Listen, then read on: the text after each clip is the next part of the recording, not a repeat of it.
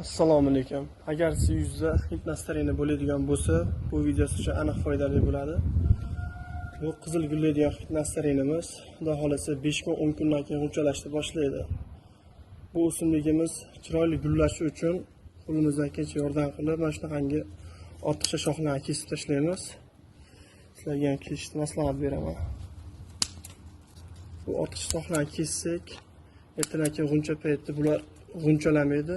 Shuni hisobiga bu o'simligimiz katta yorqin chiroyli gullashni boshlaydi. Shunaqangi mayda shoxlarni olib tashlaymiz kerak bo'lmagan.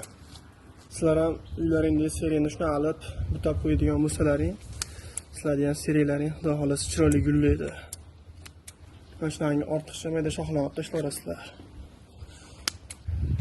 Hali bu xudo xolasa yozda juda chiroyli bo'lib gullaydi. Shu gullaganni ham bir videosini qo'yaman.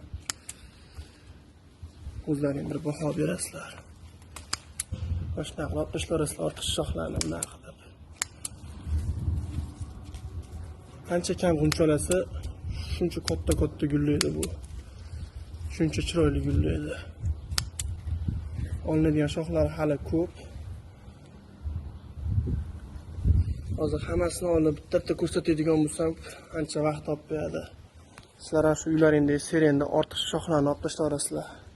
Video manfaatli bo'lgan bo'lsa, men xursandman. Seriyanimizni bitab bo'ldim. Xudo xolasa mana ancha seriyalashib ketdi. Bu yana shoxli edi. Endi faqat g'unchalagandan keyin menga kamroq gullab, ko'proq chiroy bergani yaxshi. Ko'p gullab, kam chiroyli bo'lgandan. Sizlar ham bir sinab ko'ringlar. Yoqadi degan umiddaman.